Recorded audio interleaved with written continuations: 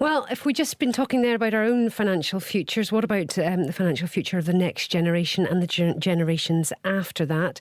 The UK government's been borrowing extraordinary sums of money, accumulating trillions of pounds of debt to pay for the likes of the COVID furlough scheme and helping us with our energy bills. But are we leaving our children and grandchildren to pick up the tab?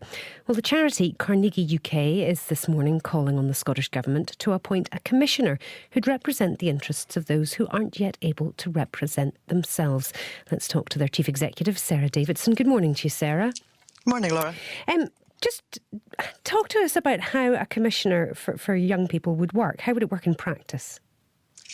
Yeah, so the Commissioner would effectively be the guardian of the interests of future generations. So their job would be to call out the government and other public bodies if they were taking decisions that limited the ability of future generations to meet their needs.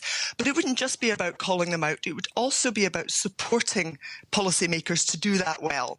And when they were making policy and deciding how to respond to immediate needs, to think about the long-term consequences of those for, as you say, those who are not able to express their own needs at the moment.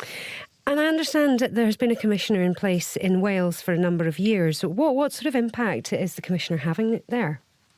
Yes, the Future Generations Commissioner has been in Wales since 2016, and we've seen her argue for things like free public transport for younger people and action to improve energy efficiency for buildings, all very much connected to what the long-term impact of that will be. And we've also seen some quite significant headline impacts.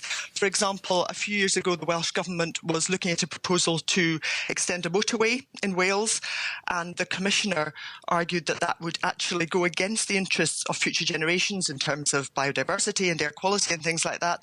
And the government actually reversed the proposal, and people see that as a very significant example of the Commissioner making a difference right now for the future. How do you balance between the needs of what people need now and what generations in the future need? Because I suppose there could have been an argument about that motorway, that businesses needed it to move goods around the countryside, rural areas needed better connectivity, and yet you've put that at risk because of future generations' needs. How do you balance that? Absolutely, and these aren't easy decisions, and all politicians have to engage both with pressing immediate needs, and goodness knows we've got a lot of them at the moment, and the longer-term challenges. But that is what we elect our politicians to do.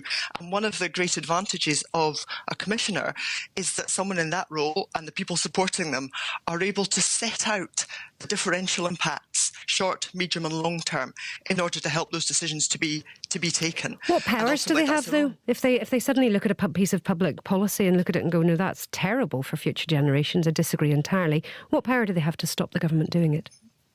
Well, they can have the power to ask governments to review their decisions. Ultimately, that is the strength of the power, as well as the ability to have a voice and to encourage people to think about these decisions.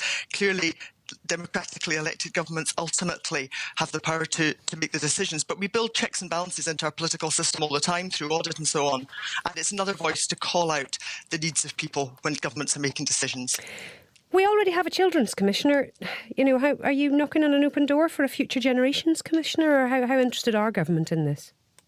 So government's already made a commitment to introduce a wellbeing and sustainable development bill, and they have said that they will look at whether that can be an opportunity to introduce a commissioner role. And in the agreement between the SNP and the Greens, there was a reference also made to exploring the possibility for a commissioner. So we think we're absolutely pushing it an open door, and we're encouraging the government, despite everything else that's going on at the moment, to really reinforce their commitment to introducing this. And how would you measure any future generations commissioners' outcome? Would there be a happiness score towards the end of it that people would work towards? Ultimately, the impact that the Commissioner can have is seen in the quality of decisions that are taken by government and by other public bodies in Scotland.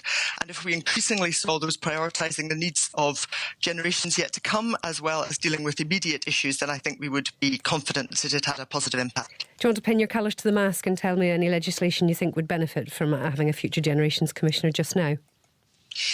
I think any legislation, or indeed government actions, it's not just about legislation. The work that the government is doing, in prioritising climate change, the classic example of somewhere where you'd see long-term decisions being taken alongside dealing with immediate needs. Sarah Davidson from Carnegie UK, thank you very much.